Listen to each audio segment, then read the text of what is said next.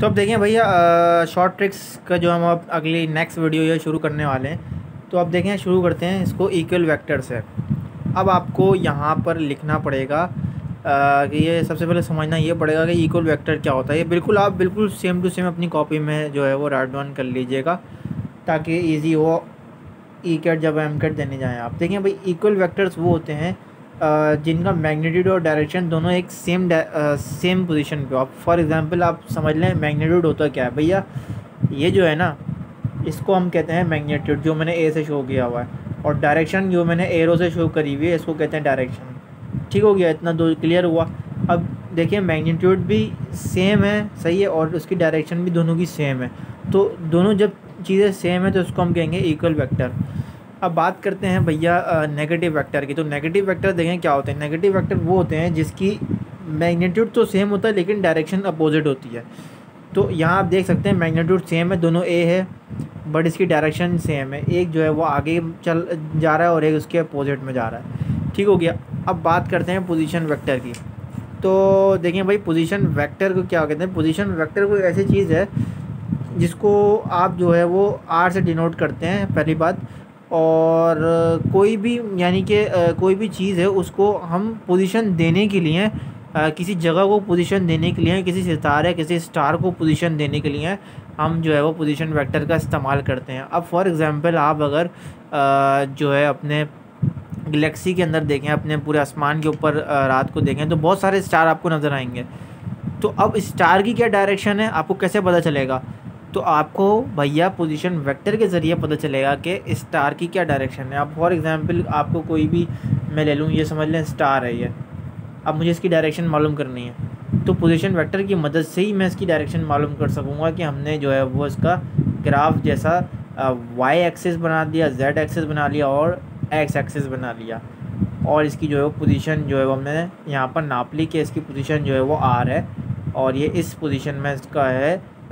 Star की direction कुछ ऐसे ही जा रही है। तो by the help of position vector हमने स्टार की डायरेक्शन मालूम करते हैं इसके अंदर। अच्छा जी, अब देखें भैया, अब यहाँ पर मैं आपको बताता चलूँ फ्री वेक्टर क्या होते हैं। देखें फ्री वेक्टर नाम से पता चल रहा है फ्री, कुछ ज़्यादा ही फ्री होंगे ये। वो वेक्टर जो कि कहीं भी आप इस्तेमाल कर सकते हैं, ठीक है, कहीं भी किसी भी पॉइंट पर आप इस्तेमाल कर सकते हैं, उसको हम कहते हैं फ्री वेक्टर।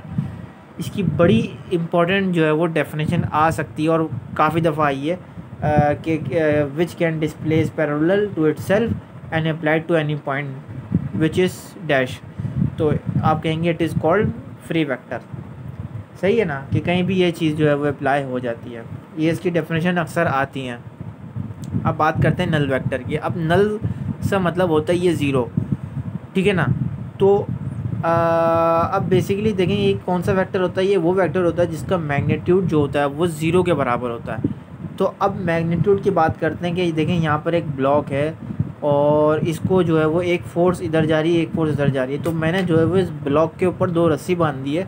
अब मैं जो है वो उसको पकड़ के खींच रहा हूँ, ठीक है, दोनों अपने ऐसे अपोजिट डायरेक्शन में खींच रहा हूँ। और एक तरफ मैंने फोर्स लगाई हुई 50 न्यूटन की, यहाँ भी मैंने 50 न्यूटन की, नहीं दोनों इक्वल फोर्सेस लगा दी और मैं ऐसे करके खींच रहा हूँ। तो भैया इसका रिजल्टेंट क्या आएगा, इसका रिजल्टेंट ज़ीरो आएगा, सिंपल। तो यही वो वेक्टर है जिसका मैग्नीट्यूड ज़ीरो हो जाता है। अब आप इसको देख लें, यहाँ हम दोनों को माइनस करेंगे तो इसका मैग्नीट्यूड ज़ीरो आएगा। तो जिसका मैग्नीट्यूड ज़ीरो आए किसी भी वेक्टर में उसको हम कहते हैं नल वेक्टर। ठीक हो गया।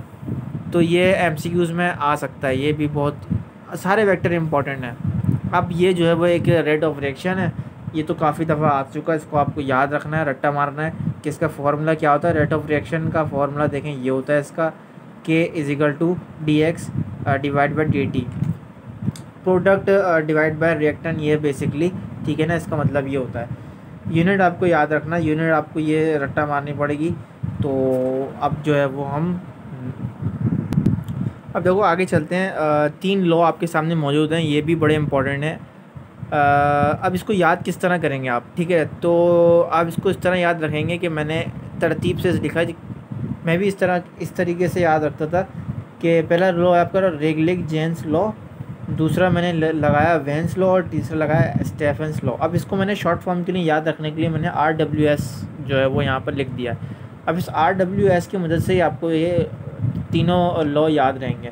अब देखें यहाँ पर ये जो लॉ है ना, वो यहाँ पर एनर्जी जो है वो इन्वर्सली प्रोपोर्शनल है किसके, फोर्थ पावर ऑफ वेवलेंथ के। अब चाहे ये जो है ना, इसके ये 4 लिखा हुआ है, तो ये जो वेवलेंथ के ऊपर 4 है, इसको हम कहते हैं फोर्थ पावर ऑफ वेवलेंथ। अब ये भी जो है वो इन्वर्सली प्रोपोर्शनल है। अब यहाँ पर ना वेवलेंथ जो है ना, वो एब्सोल्यूट टेम्परेचर की इन्वर्सली प्रोपोर्शनल है। और अब यहाँ देखें इस लॉ में एनर्जी जो है वो fourth power of absolute temperature के जो है वो डायरेक्टली प्रोपोर्शनल है। यहाँ चेंज है, ठीक है ना, ये दोनों सेम है और ये जो है वो चेंज है।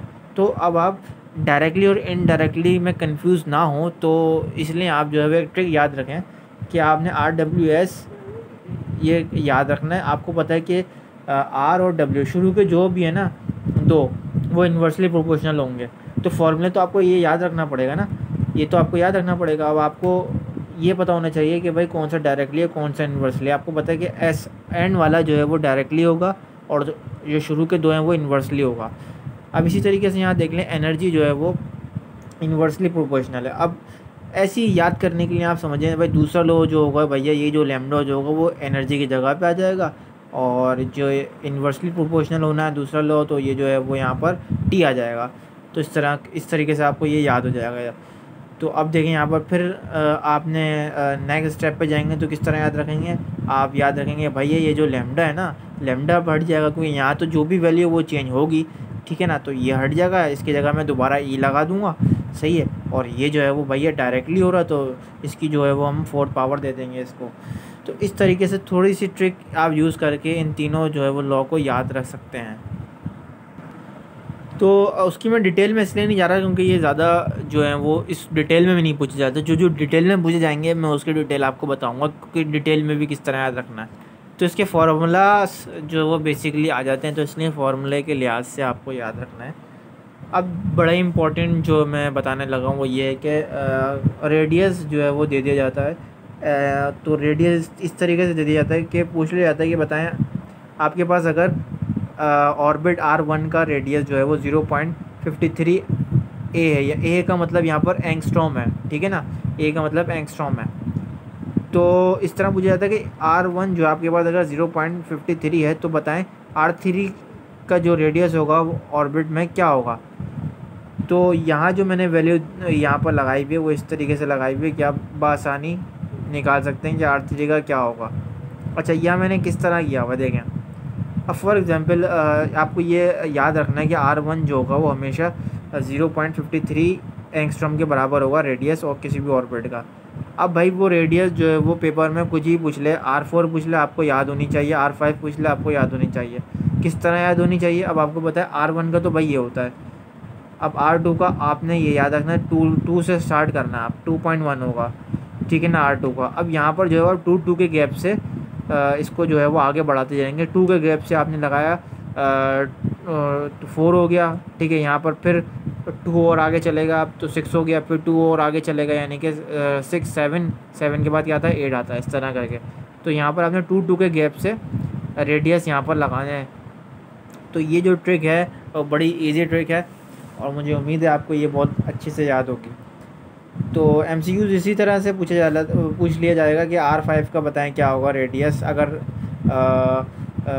R3 का रेडियस जो है 4.1 है। इस तरह घुमा के भी दे सकते हैं कि अगर R3 का रेडियस 4.1 है तो बताएं R1 का रेडियस क्या होगा। इस तरीके से ये पूछ सकते हैं। तो आपको पता होगा कि यार जब R3 का रेडियस 4.1 है, तो अगर मैं पीछे चले जाऊँ, 2 पीछे चले जाऊँ, तो यहाँ पर 2 हो जाएगा और मुझे R1 का तो पता ही है, सिंपल।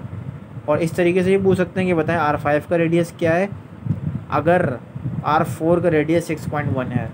तो सिंपल, ये तो बहुत इजी हो गया कि भैया आपने 2 थोड़ा सा आगे चल गए, तो 2 जब आगे चलेंगे तो 8.1 हो जाएगा, सिंपल, आप इजीली बता सकते हैं।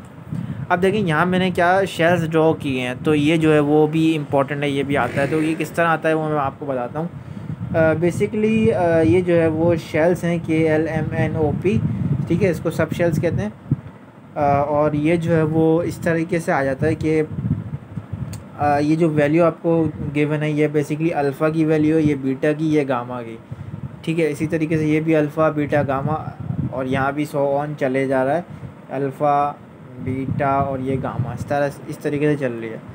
अब यहाँ पेपर में इस तरह से पूछा जाएगा कि बताएं के शेल के अंदर अल्फ़ा जो होगा वो किन दो शेल्स के दरमियान होगा, इस तरीके से सवाल आएगा, ठीक है ना, एम कैट में। तो ये पता नहीं होता बच्चों को, मैं भी बड़ा कंफ्यूज हो गया था। तो अब देखें अल्फ़ा जो है वो के और एल के बीच के अंदर है हुआ, ठीक है, इसके दरमियान है। तो आपका आंसर होगा कि भैया अल्फ़ा जो होगा वो के और एल के शेल्स के बीच के अंदर होगा। अब इसी तरीके से सवाल आएगा कि बताएं बीटा जो होगा वो एल शेल के अंदर के शेल के अंदर किसके दरमियान होगा, ठीक है ना। अब यहाँ जो है वो आप देखें के शेल के तीन तीन बन रहे हैं, अल्फ़ा बीटा गामा, ठीक है। के शेल के तीन बन रहे हैं, अल्फ़ा बीटा गामा, जो मैंने एरो को यहाँ पर शो किया हुआ है। इसी तरीके से एल के भी तीन बनेंगे, अल्फ़ा बीटा गामा, ठीक है, इस लाइन पे। इसी तरीके से एम के भी तीन बनेंगे, अल्फ़ा बीटा गामा। इसी तरीके से एन ओ पी इन सब के तीन तीन बनेंगे, अल्फ़ा बीटा गामा। तो मैंने आगे इसलिए शो नहीं किया, आप खुद ही बना लिएगा, बस समझने के लिए, याद रखने के लिए, क्योंकि टाइम बहुत कम होता है एम कैट में। उस टाइम को यूटिलाइज़ किस तरह करेंगे वो मैं आपको बता रहा हूँ। तो देखें सवाल आ गया के शेल में बताएं गामा जो होगा वो किन शेल के दरमियान पाया जाएगा, इस तरीके से सवाल आएगा।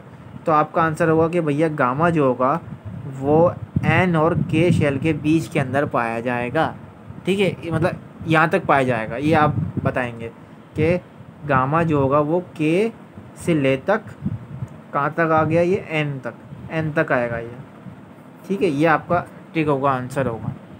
इसी तरीके से ये पूछा जाएगा कि बताएं एल शेल के अंदर बीटा जो होगा वो किन शेल्स के अंदर पाया जाएगा। तो आपका इसी तरीके से आंसर होगा कि भैया बीटा जो होगा वो एल और एन के मतलब बीच के अंदर पाया जाएगा। ये देख रहे हैं ना, ये लाइन आप शो कर रहे हैं, एन और ये एल तो है इसका, एन और एल के दरमियान। और कुछ ट्रिक बनाने के लिए वो इस तरीके से ही पूछ सकते हैं कि बताएं एल शेल के अंदर बीटा जो है वो कहाँ पाया जाएगा, ये तो मैंने बता दिया, और उसके बीच के अंदर कौन सा शेल होगा। ये लो, इतना ख़तरनाक करके पूछ लेंगे कि उसके बीच के अंदर कौन सा शेल होगा। वैसे है बहुत इजी, तो आपको सिंपल पता होगा कि भैया बीटा के बीच के अंदर कौन सा शेल पाया जा रहा है, वो एम पाया जा रहा है। अब इसको ड्रॉ किस तरह करेंगे, बहुत सिंपल है भैया। आपने पहले इस तरीके से K L M N O P जो है वो एक एक लाइन छोड़ के शेल्स डाल दिए उसके, और उसके साथ साथ उसकी जो है वो लाइन इस तरीके से डाल दी, ठीक है, शेल्स के दरमियान। तो अब आपने जो है वो पहला अल्फ़ा जो होगा स्टार्ट होगा इस तरीके से, जो पहली लाइन से स्टार्ट होगा, और इस तरीके से ये एक लाइन ऊपर जाता रहेगा, ठीक है। बीटा एक लाइन ऊपर गया और इसी तरीके से गामा एक लाइन ऊपर गया। तो इसी तरीके से ये भी जो है वो एक एक लाइन ऊपर जाते रहेंगे हर शेल्स में ऐसे ही होता रहेगा, ठीक है ना। तो ये जो थी वो एक बहुत इंपॉर्टेंट चीज़ मैंने आपको समझाई है, उम्मीद है आपको ये समझ में आई होगी।